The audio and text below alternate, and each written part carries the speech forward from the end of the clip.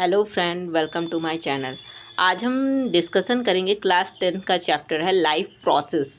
क्या है जीवन की प्रक्रियाएं, क्यों आवश्यक होती हैं। तो सबसे पहले हम लोगों को पता होना चाहिए कि सजीव और निर्जीव क्या है, मतलब लिविंग थिंग्स और नॉन लिविंग थिंग्स है। आप सबने देखा होगा आप क्या हैं, लिविंग थिंग्स हैं या नॉन लिविंग थिंग्स हैं। तो कैसे पहचानेंगे।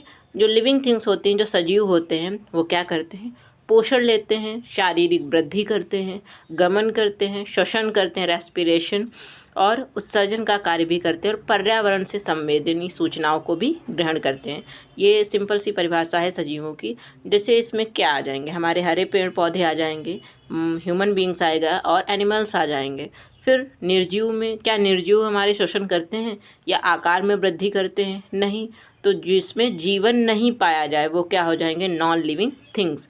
जैसे हमारी गेंद हो गए, दरवाजे हो गए, कार हो गई, ये हमारी क्या है, नॉन लिविंग थिंग्स। एक क्वेश्चन बहुत ही पूछा जाता है कि सजीव और निर्जीवों के बीच में, नॉन लिविंग थिंग्स और लिविंग थिंग्स के बीच की जो चेन होती है, कड़ी होती है, उसे क्या कहते हैं।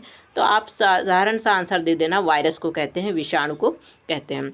ये क्वेश्चन बहुत ज़्यादा पूछा जाता है। फिर बात आती है कि जीवों में जो रासायनिक अपक्रियाएं हैं, जैव रासायनिक अपक्रियाएं, वो क्या है। तो जीवों में जो होने वाली रासायनिक अपक्रियाओं को क्या कहते हैं, जैव रासायनिक अपक्रिया कहते हैं। इसे उपापचयी अपक्रियाएं भी कहते हैं। ये 2 टाइप्स की होती हैं, अपचयी क्रियाएं और उपचयी क्रियाएं। अपचयी क्रिया कैटाबॉलिस रिएक्शन, जो क्या करती हैं, जो जटिल कार्बनिक अणु होते हैं, मतलब कॉम्प्लेक्स कार्बनिक मॉलिक्यूल्स को किस में तोड़ देती हैं, सरल मॉलिक्यूल्स, मतलब कठिन से कहाँ जा रही हैं, सरल की ओर जा रही हैं। जैसे हमारा पाचन हो गया, श्वसन हो गया, मतलब डाइजेशन और रेस्पिरेशन। फिर हमारा आता है उपचयी क्रियाएं, एनाबॉलिक रिएक्शन, जो क्या कार्य करती हैं, जो कैटाबॉलिस रिएक्शन के अपोजिट डायरेक्शन में वर्क करती हैं। वो सरल को किस में ले जाती हैं, जटिल की तरफ ले जाते हैं। जैसे प्रकाश संश्लेषण, फोटोसिंथेसिस, जीवों में वसा, फैटी और प्रोटीन्स, न्यूक्लिक अम्ल का संश्लेषण, ये हमारे क्या है, सरल अणु से, सिंपल मॉलिक्यूल से किस में टूट रहे होते हैं, कॉम्प्लेक्स मॉलिक्यूल्स में टूट रहे होते हैं। फिर बात आती है कि न्यूट्रिशन, भाई न्यूट्रिशन क्यों आवश्यक है, हम क्यों लेंगे न्यूट्रिशन। कभी आपने सोचा है क्या है न्यूट्रिशन, किसे कहेंगे। तो वह संतुलित आहार जिसमें सभी पोषक तत्व विद्यमान हो, और जो जीव लेते हैं उन्हीं को क्या कहते हैं, पोषण कहते हैं। अब बात आती है कि हम ये सब क्यों लें, क्यों आवश्यक है। नीड्स ऑफ फूड, पोषण की आवश्यकता क्यों होगी।